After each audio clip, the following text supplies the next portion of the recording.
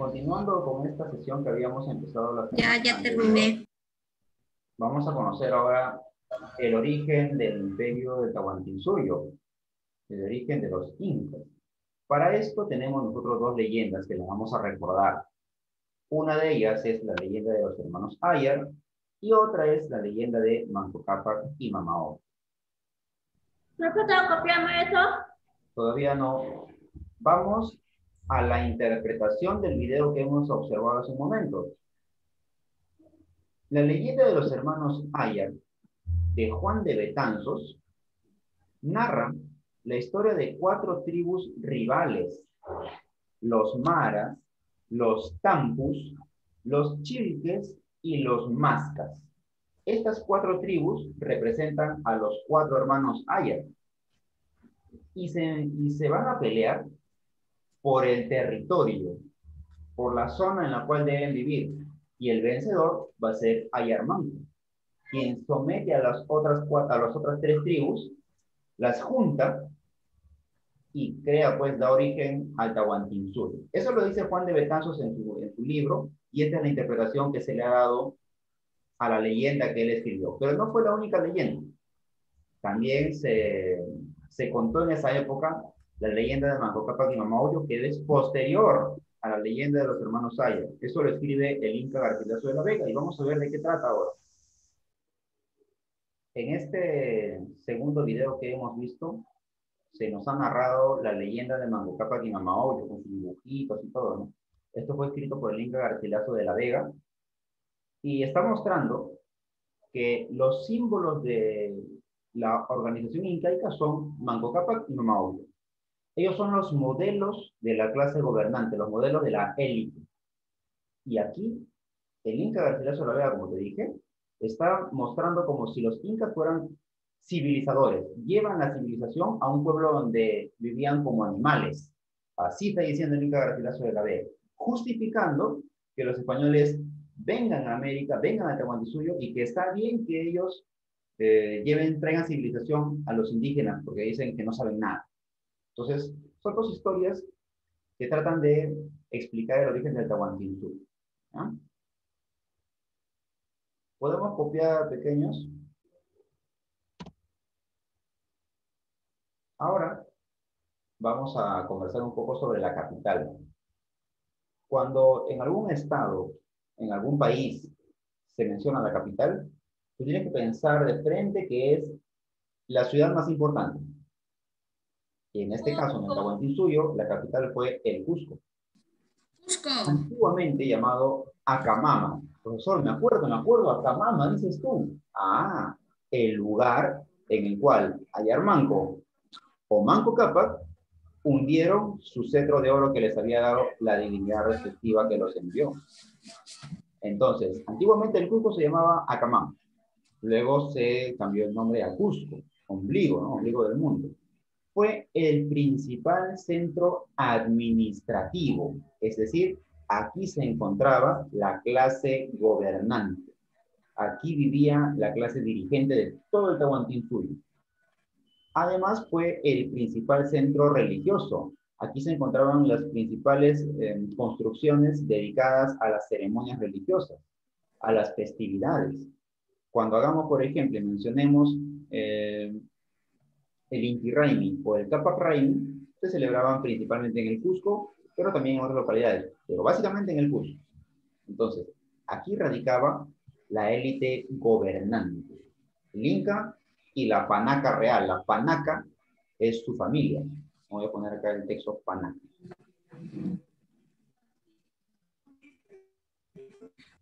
Panaca real, ¿no? El Inca y su familia.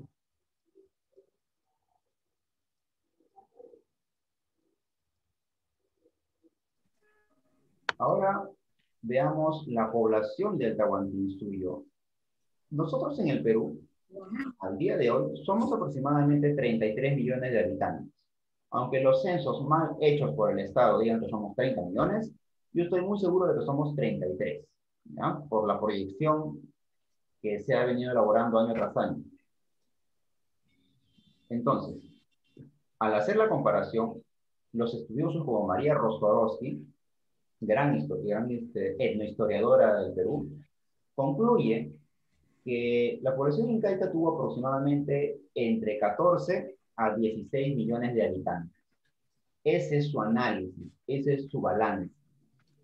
Ahora, con eso no quiere decir que los incas pues empezaron a reproducirse y poblar todo el Tahuantinsuyo, no. Ellos no poblaron el Tahuantinsuyo. Ellos encontraron diferentes pueblos y los iban anexando a su territorio, por las buenas o por las malas en su época imperial.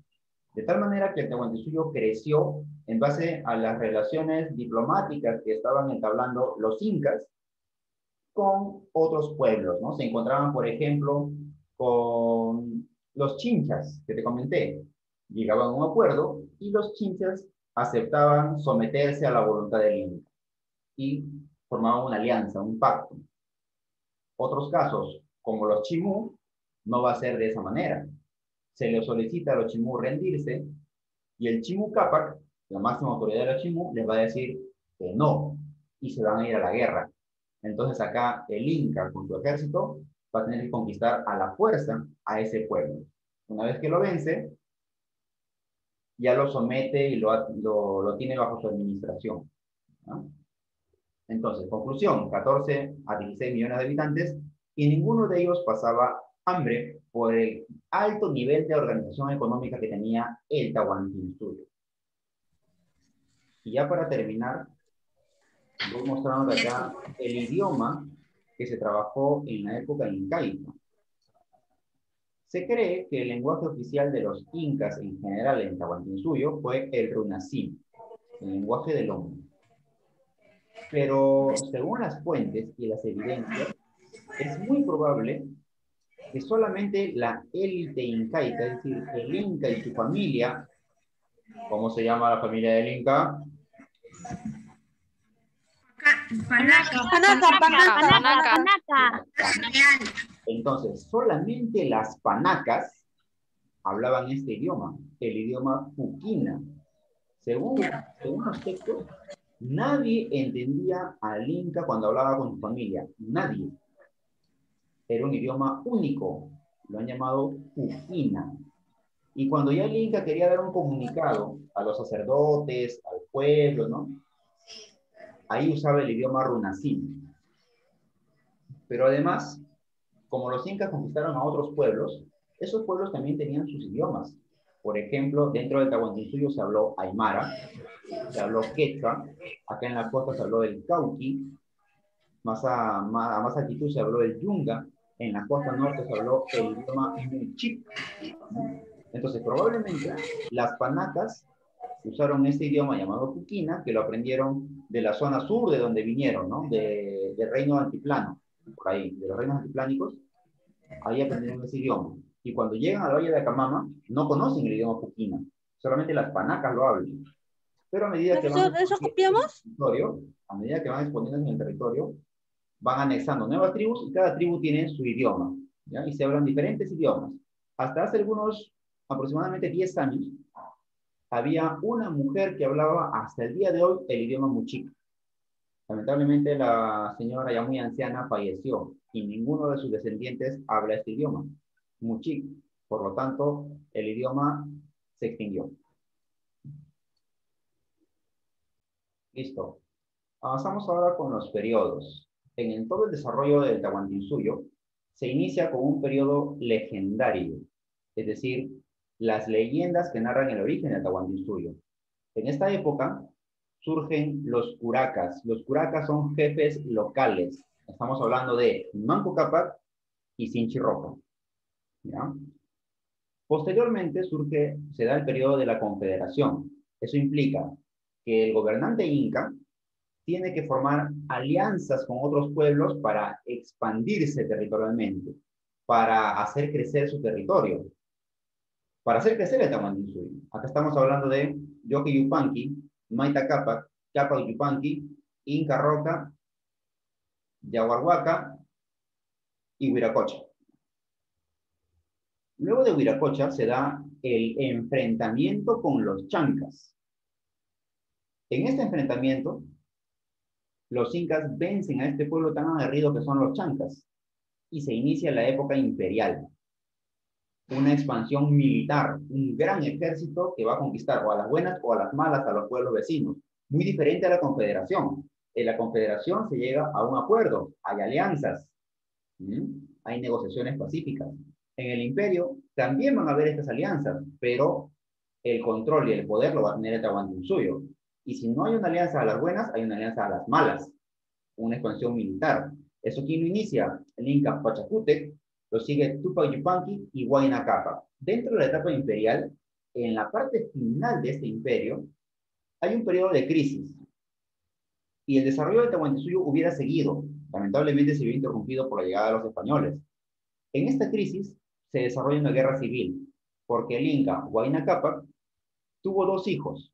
Uno de ellos en el Cusco, el hijo heredero legítimo, el que gana la competencia del Huarachico entre todos los hijos del Inca, que es Huáscar, que vivía en el Cusco, pero Huayna Capac pasaba mucho tiempo en Quito, en Ecuador, y ahí también tenía su familia, tenía otra panaca.